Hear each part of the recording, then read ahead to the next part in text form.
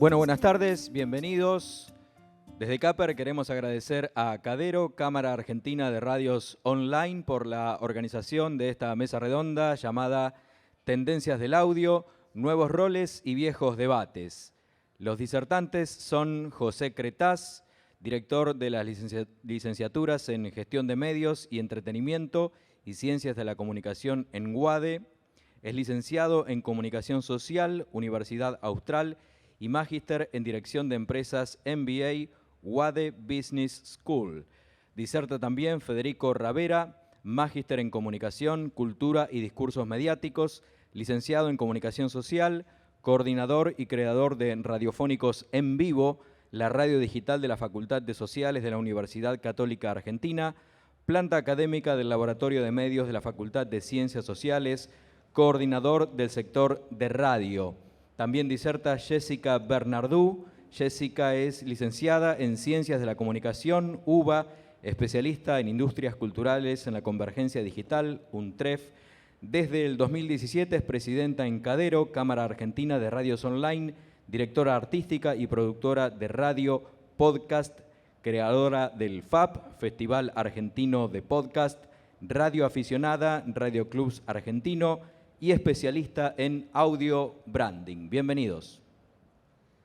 Bienvenidos, muchas gracias, buenas tardes.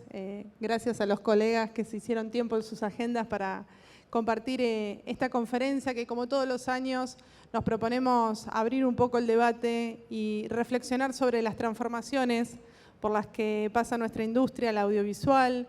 Y desde Cadero, la Cámara Argentina de Radios Online, naturalmente lo que nos vamos replanteando en cada edición de CAPER también es desde dónde analizamos esas tendencias. El año pasado nos enfocamos en los procesos de audificación desde el punto de vista de las tendencias en el consumo, los cambios culturales, los nuevos hábitos, las preferencias, los gustos de las audiencias.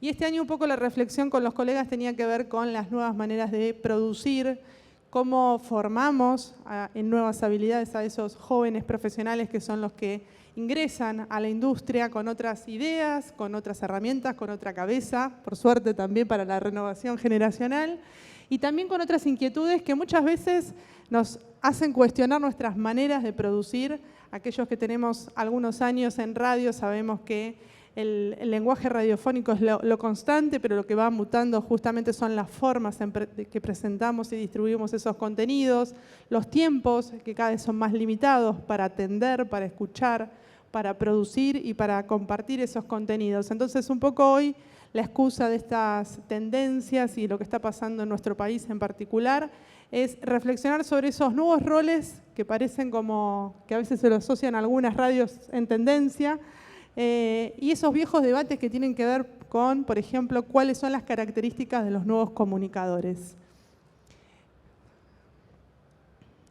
A ver si acá... Bueno, y para arrancar la reflexión que cada uno de los colegas va a compartir, explicarles brevemente que Cadero nació en el año 2015, cuando el ecosistema era totalmente otro.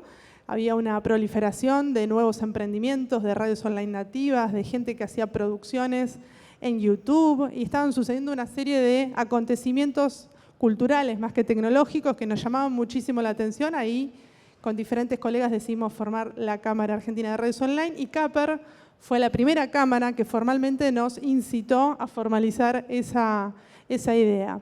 En aquel año, recuerdo con comisión directiva estar charlando sobre las necesidades que teníamos los radialistas en ese entonces, que tenía que ver con cuestiones sectoriales, cómo pensar la radio, cómo agruparnos para tener tratamientos legislativos, cómo generar relaciones con los proveedores. Eran temáticas muy puntuales. Y el perfil de socio, que nosotros considerábamos en ese momento que tenía que identificarse con la actividad de la Cámara, era simplemente un director o una directora de una radio online nativa. Esto es año 2015, en un contexto donde se empezaba a debatir la ley de convergencia digital, el anteproyecto, en un contexto donde todos estos emprendedores que estábamos sueltos íbamos por la nuestra viendo qué hacíamos con lo que teníamos, y donde no se prefiguraban formatos de empresas multimedia a nivel micropyme o pyme, sino se lo pensaba como grandes corporaciones, con otro modelo de medios. Entonces, bueno, ese año dijimos, el perfil de socio de Cadero, desde el 2015 en adelante, serán directores y directoras de radio. Y algunos profesionales independientes que se quieran sumar, un periodista, un locutor, no mucho más. ¿Qué pasó con los años siguientes? Tuvimos que reperfilar estos socios posibles y potenciales porque veíamos que las transformaciones nos iban llevando por delante.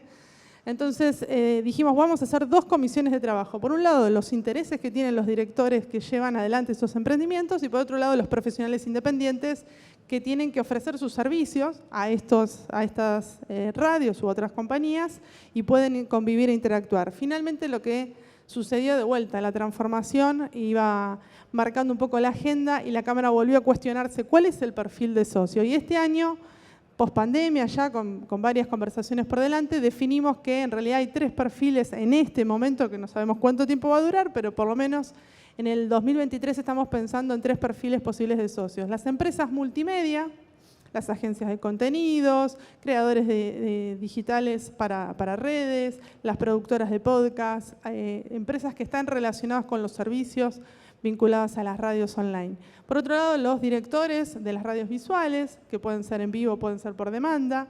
Y en último lugar, o en última instancia, los productores digitales de contenidos multiplataforma, que son estos profesionales independientes de los que hablábamos anteriormente. Bueno, y ahí surge un poco esto de los nuevos roles o los viejos debates sobre cuál es el alcance profesional, ¿no?, de un comunicador. ¿Qué es un PDCM? Es un productor digital de contenidos multiplataformas. Bueno, ¿qué hace? ¿Cuál es el alcance de su trabajo? ¿Hasta dónde llega? ¿Quién es un productor con estas características? ¿Es un periodista? ¿Es un locutor? ¿Es un comunicador? ¿Es un productor? ¿Es un realizador audiovisual? ¿Un community manager? Bueno, ahí empiezan todas las preguntas que nos hacemos habitualmente, por eso es tan difícil también conceptualizar para dónde va. Hay una certeza, sabemos que somos creadores de contenido. Y ahí empieza el debate. Así que bueno, un poco la idea hoy es abrir el panorama a las nuevas generaciones que están desarrollando sus carreras o que empezaron ya a trabajar y tal vez no se deciden por la formalización o por la profesionalización, encontrarán justamente en el espacio de la Cámara un punto para darles pie y acompañarlos en este proceso. Y ahora me gustaría darle la palabra a José y a Federico para que me cuenten ellos qué es un creador de contenidos. ¿Es un profesional de la comunicación? ¿Qué características tiene? ¿Qué hay que tener en cuenta? ¿Qué debería desarrollar ese profesional para poder insertarse laboralmente? Bueno, primero, antes que nada, muchas gracias por la invitación, a Cadero, a la Expo. Siempre es muy grato ver la vitalidad que tiene esta exposición. Luego, creo que se respira un poco de clima, tanto en los stands como en tu introducción, respecto de cierta ansiedad por descubrir para dónde van las cosas, ¿no? A veces cuando venía hasta el auditorio veía las inversiones que habrá que hacer para incorporar equipamiento, software, etcétera, y bueno, y los riesgos a asumir. Y esos son un poco los riesgos también que tienen los estudiantes, ¿no? Y acá ya les aclaro los zapatos en los que me voy a parar para un poco responder a la pregunta. Y es el de alguien que tiene que dirigir carreras universitarias, ¿sí? Tiene que dirigir carreras que van a otorgar un certificado de ciertas habilidades, ¿no es cierto? Y que además son carreras que están reguladas por el Ministerio de Educación, que tienen sus ritmos, ¿no? La burocracia gubernamental en todos lados, y que también tiene esa ansiedad de, bueno, nosotros no podemos formar gente para la desocupación, sino podemos formar gente para 5 años, 10 años, 20 años atrás. Tenemos que formar gente por lo menos lo veo así, para los próximos 10 años, ¿no? O sea, la formación tiene que ser duradera, al menos 10 años, 15 años. Desde ya, en cualquier profesión, no hay profesiones donde uno se pueda formar para el resto de la vida y jubilarse con lo que se llevó de la universidad, ¿no? Eso creo que no hay ninguna profesión. Toda esa introducción para decir que en UADE, desde donde me toca hablar, también tenemos esa, no sé cómo llamarlo, inquietud, ¿no? Molestia por cómo hacemos para incorporar los contenidos que ese perfil multi, inter, ¿no? palabras que en la comunicación manejamos desde hace tiempo, pueda adquirir.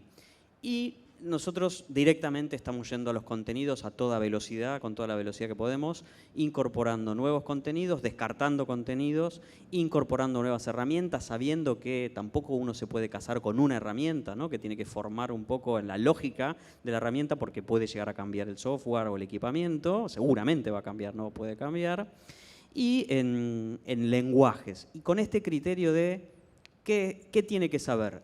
Todo eso que vos dijiste, un perfil de comunicación tiene que manejarse, tiene que poder generar video, tiene que poder editar video, tiene que saber de narrativas, adaptarse a los formatos extensos, breves, verticales, horizontales, vivos, a demanda, ¿no? Y en el fondo es muy ambicioso. Pero siempre las carreras de comunicación, desde que existen, han sido generalistas ambiciosas. Entonces, si uno asume que va a ser un conocedor un poquito de muchas cosas, y van a seguir haciendo falta expertos, conocedores, ¿no? De carreras más especialistas, de golpe en los formatos de audio y de video y las calidades y los enchufes y las cosas por ahí mucho más técnicas, ¿sí? Que sigue siendo necesario ese perfil de especialista que tiene que convivir con este perfil generalista que es más de nuestro ámbito, que vos catalogaste de blando, y bueno, sí, hemos sido los blandos de estas industrias, ¿no? Los que estamos con los contenidos, con lo simbólico, con las ideas y demás. Para no extenderme mucho y también poder compartir el diálogo, nosotros venimos actualizando planes de estudios en la licenciatura en Gestión de Medios y Entretenimiento, lo comentaba antes de empezar, y lo charlábamos, ¿no? Cómo traer a los estudiantes, por ejemplo, a una exposición como esta, ¿no? Bueno, tenemos una materia en gestión de medios que forma productores de entretenimiento en vivo y audiovisual. Tenemos una materia de recursos técnicos de los medios audiovisuales, que de hecho la estoy presentando estos días a los alumnos porque estamos cambiando el plan de estudios y algunos que ya estaban estudiando se van a pasar al nuevo plan. Y cuando los tengo que explicar, digo, mira, fierros para el audiovisual, ¿no? Y se ríen un poco los chicos, hay que explicarle la historia de los fierros, qué significa. Y lo mismo con recursos técnicos para el espectáculo en vivo, ¿sí? Fierros para los shows, ¿no? Básicamente todo lo que se ve en esta exposición o una buena parte de lo que se ve en esta exposición. Y ahí va el recorrido luego por los géneros audiovisuales, el software, ¿no? Sobre la base de Adobe, pero siempre tratando de buscar, bueno, el que se va a dedicar al audio, a lo mejor Audition, Adobe, Premiere es mucho, muy pesado, caro tal vez, hay otro software, tratando de indagar qué otros software son más apropiados. A lo mejor hay que editar con el celular, entonces tiene que ser otra cosa, ¿sí? Por el hardware, obviamente, el equipamiento, los estudios seguramente en otras universidades, ¿no? ¿Qué hacemos con los estudios? ¿No? Esos estudios más bien televisivos, alto, doble piso, ¿no? Bueno, ahora el streaming del mundo del gaming, de la cultura gamer, obliga a tener otro tipo de instalaciones. Y por supuesto las narrativas. Y después en el ámbito de la comunicación digital, que es otra de las carreras que me toca dirigir, ahí pusimos programación derecho y en gestión de medios también. Programación Python, introducción a Python. No sé, bueno, los blandos se tienen que endurecer un poquito, ¿sí? Y sin espantar a los estudiantes, que después de todo tenemos que inscribir. Y el año que viene, ya pensando también en segmentos de negocios y de consumos culturales nuevos como los deportes electrónicos, ya directamente ofrecemos una variante de gestión de medios que es otra carrera distinta, que es la licenciatura en eSports, pero no desde la programación, que eso se llama desarrollo de videojuegos, sino desde la creación de productos culturales, de negocios, de emprendimientos basados en los juegos, en los eSports, y en toda la cultura que hay alrededor de los eSports, ¿no? Que es mucho más que Counter-Strike o League of Legends o Valorant o cualquier otro de los muchos juegos que son de consumo masivo a escala global. Y ahora me callo porque si no puedo seguir. Está bien, la primera premisa es aprendizaje y actualización continua. Estemos en el rol que estemos en la carrera que estemos y en la etapa que nos encontremos. Y ahí me gustaría darle pie a Fede para que diga lo que piensa de este tópico y que nos cuente también la experiencia de radiofónicos en este sentido. Bueno, antes que nada agradezco a Jessy y a Cadero por la invitación y también a la CAPER por formar parte de esta mesa de debate. Cuando era chico venía y miraba los fierros, como decía José, y hoy estoy del otro lado contando y compartiendo la experiencia. A ver, yo lo escuchaba a José y ahí cuento un poco lo que pasa en la radio y me vino a la mente cuando yo cursaba. Hace mucho, no hace falta decir cuándo, ¿no? Pero en el momento que cursaba. Y me acuerdo que mi profesor de radio decía, la radio va a tener que cambiar porque si no se va a quedar atrás. Y yo decía, uy, pero recién estoy entrando acá y esto va a cambiar, recién estoy aprendiendo a manejar una consola y va a cambiar. Bueno, eso pasa constantemente, ¿sí? Creo que hoy con la revolución tecnológica, como dice Herreros y como dice Garza, eso provocó una apropiación cultural distinta y los chicos, a quienes estamos apuntando en esta charla, ya vienen con un bagaje, con un conocimiento, con un uso de la tecnología que a veces asombra e impresiona. Y hoy, como dice ahí la plantilla, hay que tener un poco de todo eso, ¿sí? Después cada uno elegirá su propio perfil y después cada uno se va a especializar en lo que les gusta. Yo lo veo en la radio de la universidad, en donde, por ejemplo, ahí está Martina filmando. Martina, cuando vino a hacer su práctica, ella ya tiene un perfil audiovisual y cuando ya vio que streameábamos y la cámara y ella ya enseguida se metió, empezó a encuadrar, le agregamos esto, mira este movimiento, ya tiene un perfil determinado. Sale al aire, opera, ¿sí?, en la consola, pero ella ya tiene un perfil que le gusta de ese lado. Después tenemos a Bautista, que hace muy buen periodismo, que le gusta salir al aire y también le gusta estar del lado del sonido, ¿no? Por ejemplo. Y después la tenemos, no sé, por mencionar otros casos, está Lucía, está Fiorella, que van agarrando un poco de todo y se van llevando herramientas. Entonces, ¿qué es lo que pasa? Un concepto que muchos de ustedes ya deben conocer, que también lo doy en la materia de redes sociales, que es el famoso concepto del prosumidor, ¿no? Hoy con esto, todos podemos producir contenido. Todos podemos armar nuestra cuenta de TikTok, armar nuestro Instagram, transmitir por vivo, ¿sí? Editar desde el celular. ¿Y qué podemos? Podemos exponernos, como dice Gertner, ¿sí? La curva de exposición con la revolución de Internet hizo que todos podamos hoy producir y exponer. El tema es ese tiempo de exposición donde todos van en busca de esos clics. Y ahí es donde a veces me parece que está el problema, ¿no? Está esa desesperación por llegar, por estar, por qué no mido. Y bueno, porque a veces las redes sociales también son un negocio, ¿sí? ¿Y qué pasa? Me parece que está todo virando a la convergencia multimedial. No me parece mal. En varios congresos de radio con algunos docentes que no hace falta nombrar, ¿no? Me dicen, no, nene, eso no es radio. Y yo le digo, pero a mí me enseñaron que cuando me dijeron en la radio de mi universidad, en la cual estoy muy, muy contento de haber estado ahí, a mí me pagaban por hablar de rock, ¿sí? En un programa a la noche, de 9 a 12, de lunes a viernes. Yo iba al bar del colegio, uy, el chico de la radio, che, me pasaste al tema. Entonces yo estaba, y le decía al director, mirá, Sergio, vamos a hacer esto y esto, esto. Y me decía, no, Federico. Me dice, ¿vos para qué haces radio? ¿Para qué querés hacer radio? Para que me escuchen. Bueno, el que te escucha quiere esto, esto y esto. Entonces siempre me quedó esa premisa de que yo genero contenido para el que está del otro lado. Si no, no hay radio. Si no, no hay consumo. Hoy el que está del otro lado consume de otra manera. Entonces tenemos que escuchar esa demanda del que está del otro lado para consumir, que quizás tiene una lógica distinta. Yo siempre ponía el ejemplo de mi abuela. Mi abuela falleció hace 2 meses, pero ella se iba a dormir con la radio, con la chiquitita, una portátil, escuchando el noticiero de tal emisora, ¿no? Bueno, mi abuela ya no está más.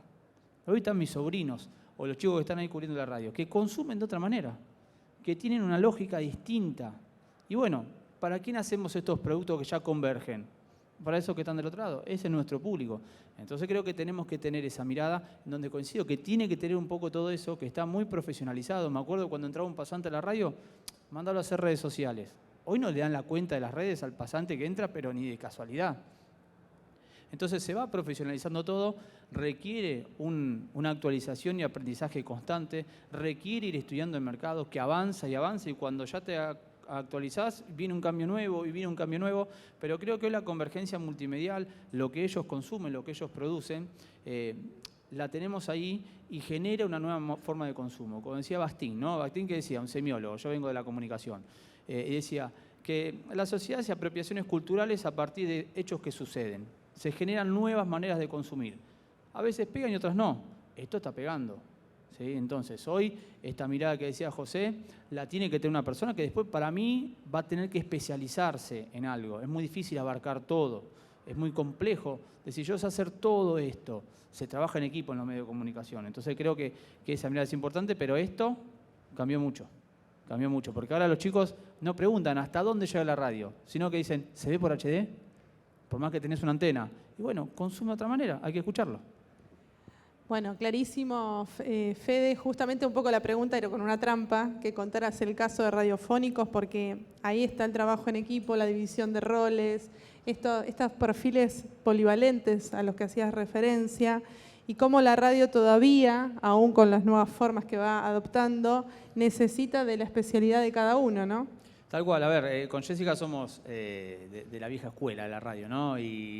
Pero ya nos acostumbramos y nos adoctrinamos, pero creo que hay algo que no cambia en la radio. Yo cuando hice, por ejemplo, mi trabajo de maestría, que hice una consulta a 450 estudiantes de determinado rango etario, ellos decían, fueron 3 muestras de 450, todos daban una característica de la radio, que es la compañía.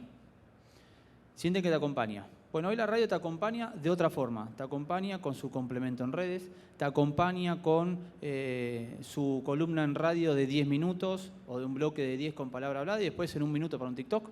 Y el chico lo consume, le entra, lo mira, comparte. Hoy la radio se escucha post-radio, ¿sí? El famoso consumo a la carta que todos conocen. Hoy el chico, antes vos te perdías la entrevista y te la tenía que contar un amigo. Hoy está el corte en YouTube, o el corte en la radio, o se sube y se comparte. A veces tiene más visualizaciones que en el momento del vivo. Entonces, todas esas cosas que se hacen para que eso llegue, como decís vos, es un trabajo en equipo. Hay algunos que tienen un perfil de productor, les gusta organizar y coordinar. Otros, que por lo que yo veo, por ejemplo, en la radio, ¿no? Les gusta más salir al aire. Otros les gusta el tema de armar el set y estar atrás y con el tema de la cámara. Pero todo eso converge en un producto multimedial. Y hablamos de creadores de contenidos, de distintos soportes también en este proceso de audificación, de cómo llegan esos contenidos. No podemos dejar de hablar, si estamos hablando de creadores de contenido, de narrativas transmedia. ¿Cómo ves este tópico, José? A ver, es central, digamos, ya pensar en transmedia. Hace poco, también en algún cambio de plan, introdujimos una materia que es directamente al final de 4º año, ¿no? Después de haber recorrido los distintos soportes, lenguajes, formatos, la materia donde hay que contar una historia recurriendo a la fortaleza de cada uno de los medios, ¿no?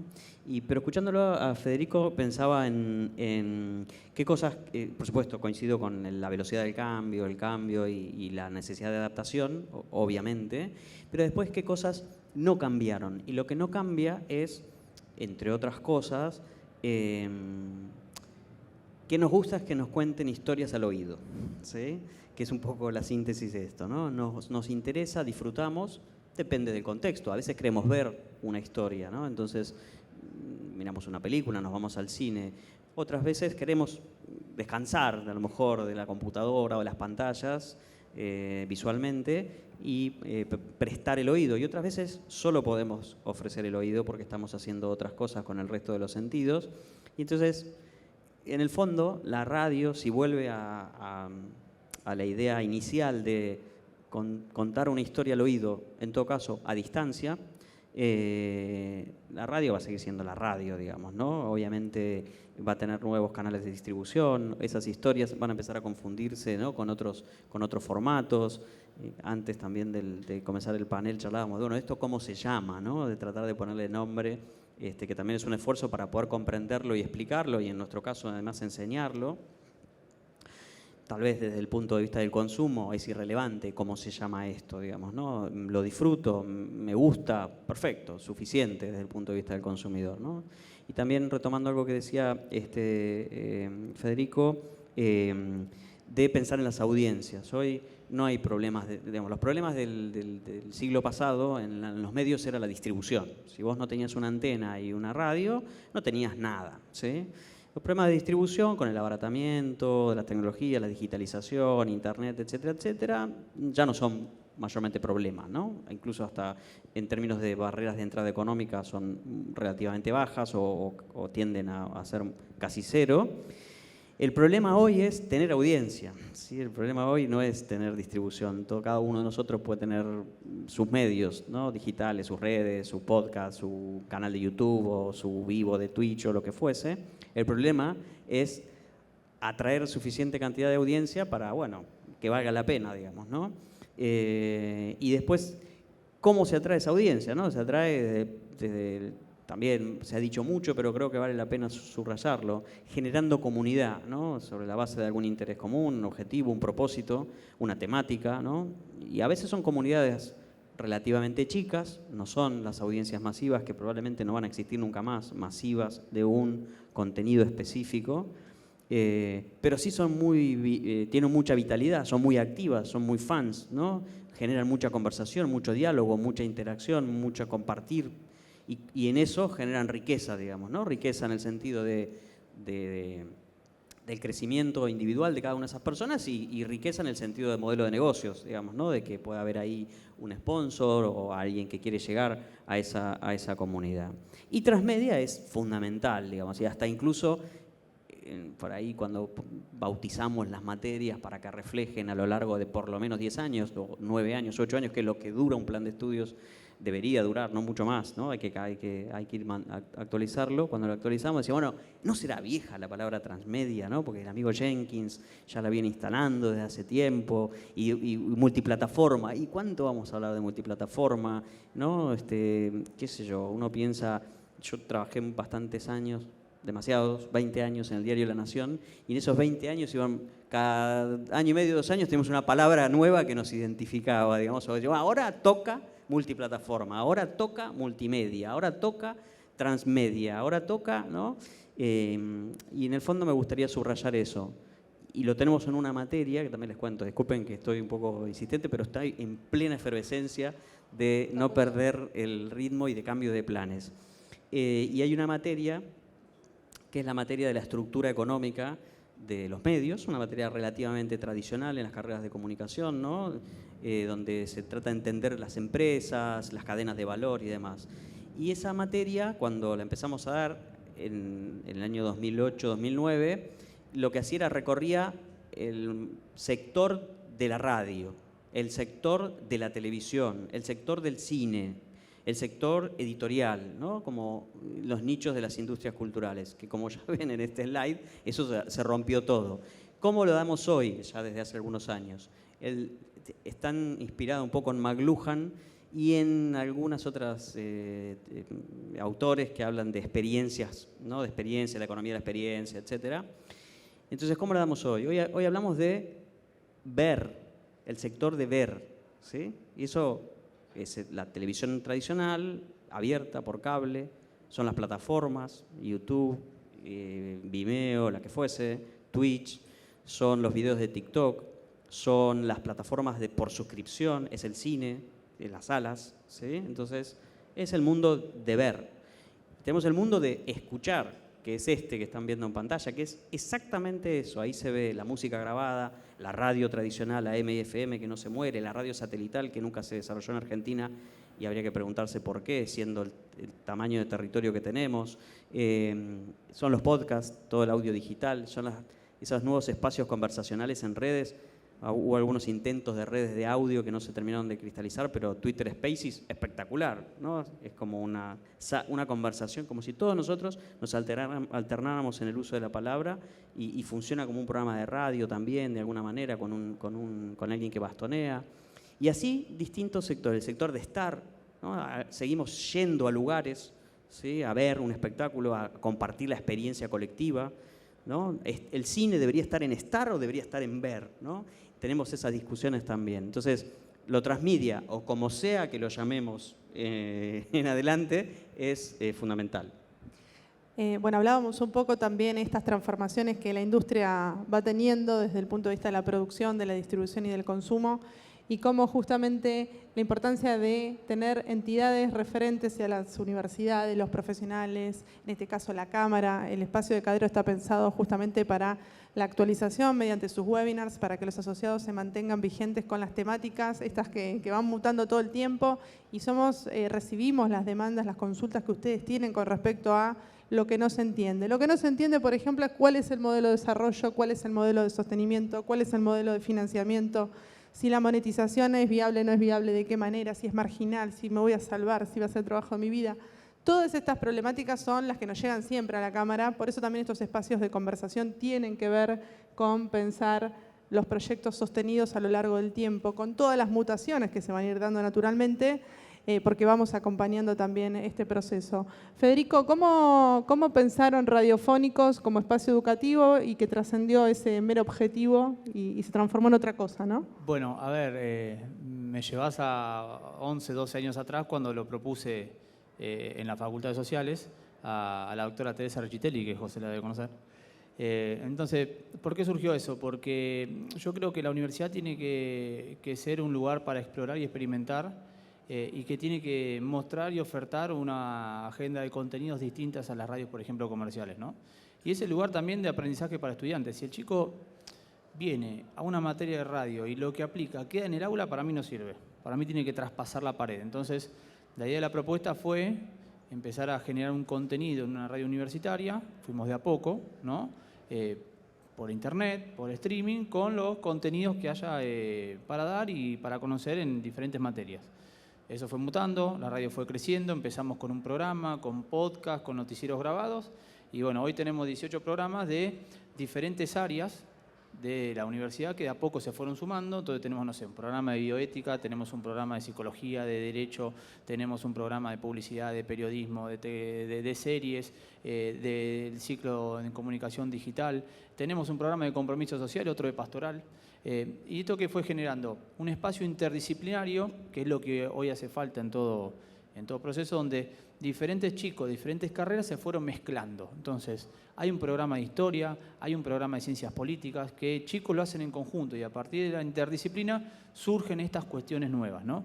La radio empezó transmitiendo por radio, por audio, por internet, hasta que apareció la camarita.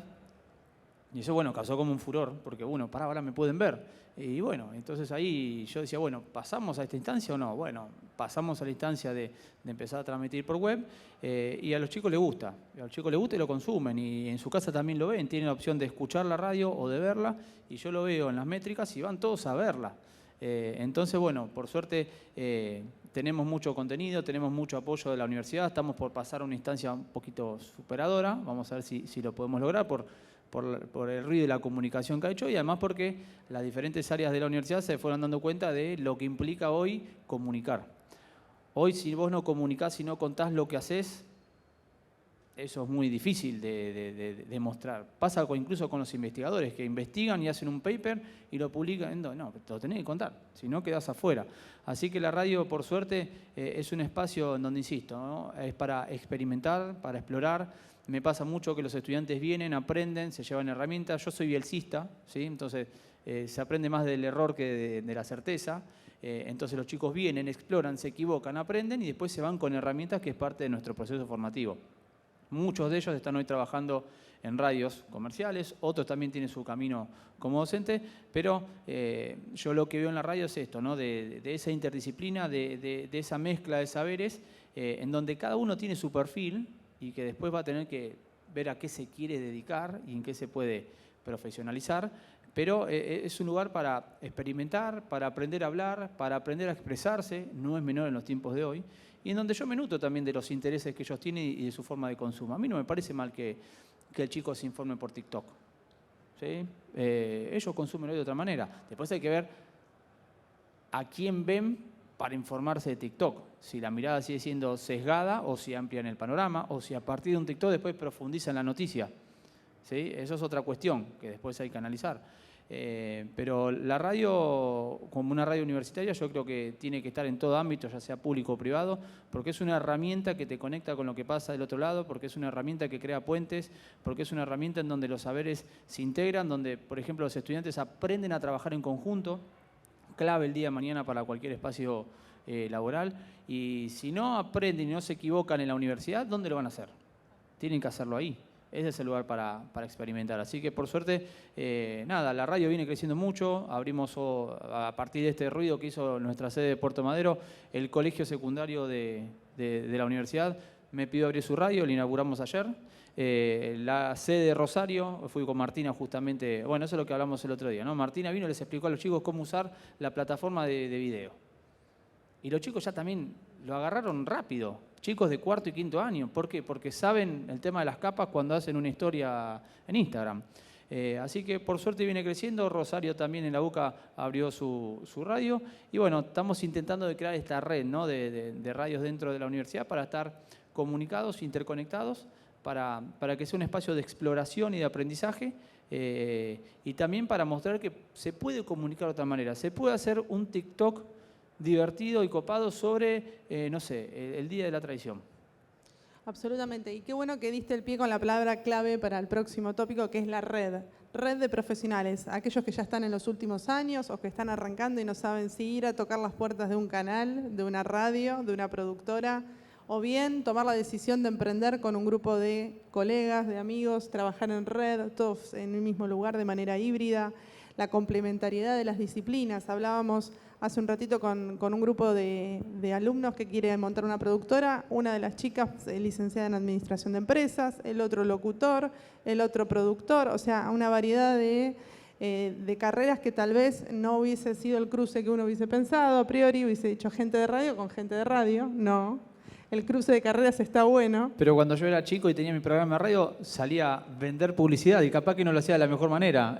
Por eso el programa tuvo que dejar de existir, así que está bueno esa mezcla de saberes. Y hablamos de redes y hablamos de modelos de desarrollo. ¿Cuál es el desafío, José, a tu criterio para las nuevas generaciones a la hora de pensar una empresa multimedia, por ejemplo? Excelente pregunta. Primero, me parece que tenemos que formar emprendedores. Aún te diría que tenemos que formar emprendedores, sobre todo porque las empresas demandan para contratar empleados perfiles emprendedores. O sea, la cosa del burócrata oficinista, con todo respeto por la historia de la oficina y de la burocracia empresarial y demás, no va más, digamos, ¿no? Así que tenemos que formar emprendedores, no solamente para que intenten, emprendan, yo creo que todos deberíamos intentar algún emprendimiento en algún momento de la vida o en distintos momentos incluso, ¿no? Ahora que la vida se extiende un poco más, también no pensemos solamente en jóvenes, ¿no? Hay gente que de golpe se jubiló de su trabajo principal y está bien, saludable, activo, ¿y qué va a hacer? Puede ponerse tal vez a emprender. Obviamente después hay otras cuestiones, ¿no? Que la jubilación alcance y no haya que trabajar de otra cosa probablemente. Así que eso como primera cosa. Después, por supuesto, tienen que darse algunas condiciones que trascienden, ¿no? Y que tienen que ver con el contexto, con las que si no se resuelven uno tiene que lidiar. Obviamente sin una macroeconomía medianamente estable, una cosa normal en un mundo más o menos normal, es difícil, ¿sí? Lo más probable es que el 99,9% sea chance de fracaso. Una macroeconomía, una moneda, ¿sí? O sea, con cierta estabilidad. Ciertas reglas que habiliten, ¿sí? Permitan. Hoy no se puede pensar en un mercado, y menos en esto, ¿no? Nuestros mercados, ¿cuáles son? Y básicamente es el idioma, ¿sí? O sea, es pensar en América Latina o en Iberoamérica, es pensar de golpe en cierto perfil cultural, hispano, latino, como que queramos llamarlo. Y entonces ya hay que pensar también en cierta apertura, ¿no? Uno puede ser un país cerrado, ¿no? No sé, si de golpe hacemos un emprendimiento para la comunidad hispanoparlante, bueno, poder cobrar en dólares y que los dólares ingresen al país como dólares, digamos, ¿no? Lo que le pasa un poco a todos los generadores de contenidos o diseños, piensen en todas las profesiones que hay que pueden vender su producto por internet. Entonces, hay como unas condiciones básicas que desarrollar. Y hay un tema fetiche mío que no está tan a cuento de lo que venimos charlando, pero que lo voy a introducir porque yo creo que es un adormecedor de la innovación, ¿sí? Es algo que cuando lo conseguís es como una droga que te adormece directamente, que es la publicidad oficial, ¿sí? La publicidad oficial, los fondos públicos no pueden ser el único, digamos, dinero dando vueltas, ¿no? Porque además encima depende de si uno tiene contacto o no con el escritorio, el funcionario que la reparte, ¿sí? Entonces ya de entrada empezamos con una cancha recontra inclinada y además también condiciona. ¿Sí? Bueno, si fuera bueno, recibo publicidad, pero después yo puedo innovar, probar cosas, no, pero viene con condicionamientos. Y esto no tiene que ver con ningún gobierno en particular. Lamentablemente en Argentina es un sistema, no hay un partido político que se salve de aplicar ese sistema, ¿sí? No estoy hablando de ningún partido político en particular, estoy hablando de un sistema que trasciende a los distintos gobiernos en el tiempo y a los distintos gobiernos en líneas ideológicas. Si esas cosas se resolvieran más o menos, sí, Argentina tiene ya muchos años con eso y hay emprendedores y gente que la pelea y que de golpe logra su audiencia, su comunidad y atrae, llama la atención y de golpe puede hacer cosas para el exterior, entonces tiene moneda dura y a lo mejor encuentra de vericueto la forma de hacerlo. Hay muchos ejemplos, hay que mirar a los que hacen, ¿sí? O sea, yo no solamente puedo decir, bueno, busquemos a ver quién está haciendo cosas interesantes y veamos cómo lo está haciendo, en qué se equivoca de golpe y reconoce que se equivocó y cuenta su experiencia, en qué cosas se está acertando y copiarlos. Yo últimamente he estado viajando mucho por el interior, o bastante más que en otras épocas, y la innovación que hay en lugares insospechados es tremenda, porque la innovación no viene de New York Times o de, qué sé yo, la televisión española, viene muchas veces de una radio multimedia, de un lugar determinado, ahí perdido en una provincia, que fruto probablemente de la necesidad de sobrevivir y del interés por hacer algo que disfrutan, como han surgido tantos cableoperadores, tantos ISP, tanta radio que fue trucha, entre comillas, en su momento, porque era pura fuerza emprendedora y no estaba prevista en la regulación. Ahí es donde hay que mirar. Y después los modelos de ingreso, y sí, probablemente ya no es solo la publicidad, probablemente sean varios, probablemente haya que ir por roles, por generar una comunidad bien sólida y que de golpe pueda generar membresías. También la publicidad oficial, ¿por qué no? O algún tipo de subsidio o concurso público, o sea, no lo estoy descartando como algo pecaminoso, estoy viendo más bien su consecuencia adormecedora de la innovación. Ahí también tenemos que enseñar mucho, en las carreras tenemos materias de emprendimientos y hay que conocer el ecosistema, de dónde están los inversores, cómo llego a los inversores, hay que aprender a venderse, pitchear, hay que incorporar los términos, ¿no? Hay que aprender a tener 30 segundos, que yo ahora estoy usando mucho más, ¿no? Pero 30 segundos para venderte, mira, tengo este proyecto sobre tal tema, apunta a tal audiencia, necesito que pongas $1000, no sé, lo que fuese. O si no sos vos, ¿a quién puedo llegar? Todo eso hay que desarrollar los que tenemos responsabilidades en formación de estudiantes. Y bueno, después también tiene que ver un poco con la personalidad de cada individuo, de cada persona, que va a ser más pro emprendimiento propio, más por ahí no, o sea, también hay que jugar con eso, pero todos deberían pensarse como emprendedores en algún momento de la vida en algo, tal vez pequeño, ¿no? Tampoco hay que ser un mega emprendimiento, y a los que son perfiles más jóvenes tenemos los que tenemos responsabilidad de machacar un poco con esa idea.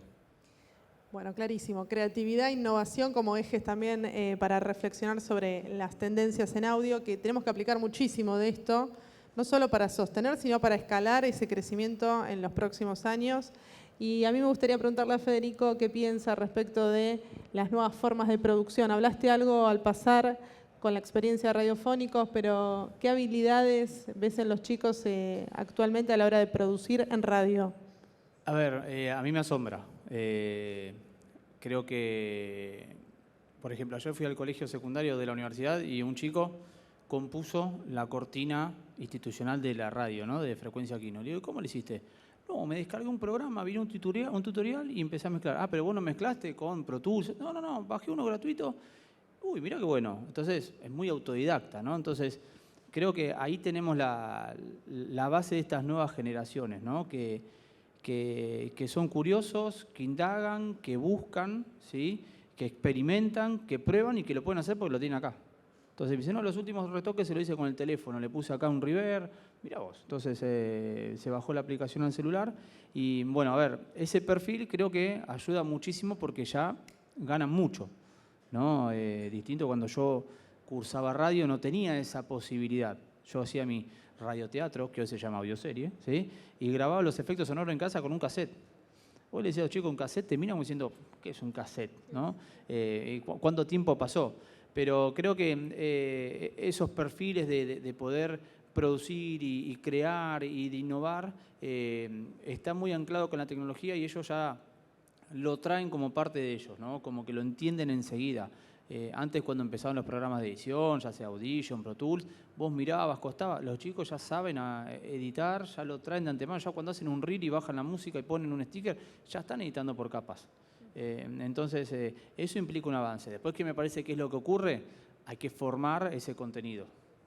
No es que, listo, yo soy... A ver, sabemos lo que damos en redes sociales, que el influencer tiene una determinada característica y todos quieren ser Ibai. Ibai llegó a ser Ibai, empezó jugando videojuegos, streameando, encontró una meta de negocio, pero le llevó mucho tiempo a hacer el show de Ibai. No es que lo hizo de la noche a la mañana.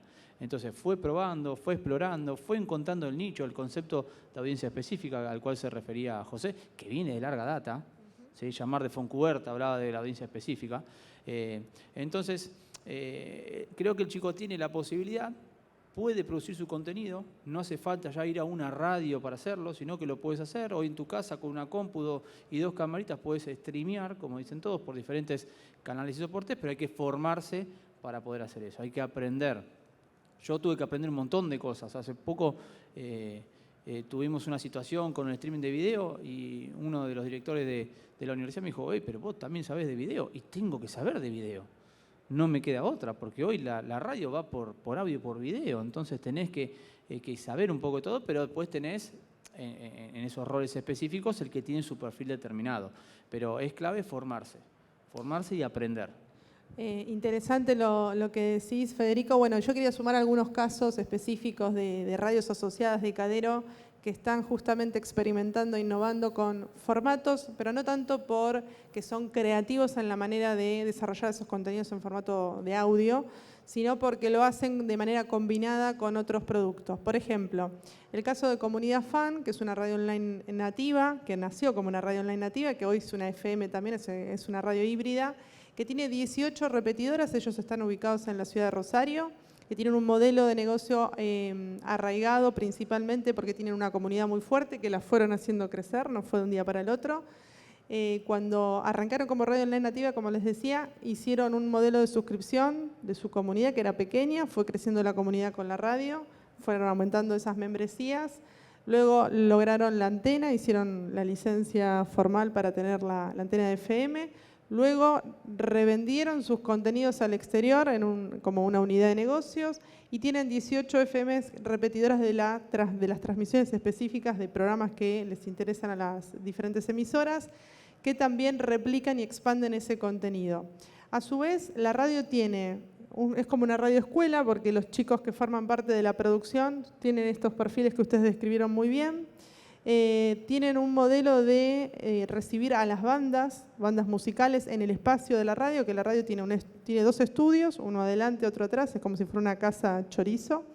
En el fondo tiene como si fuera un parque abierto, como una cervecería, donde ahí tocan las bandas y hacen set acústicos y con eso monetizan a su comunidad, dándole beneficios, membresías, acceso exclusivo a conocer a esos artistas. A su vez generan un contenido que se streamea y otro que se guarda para los especiales.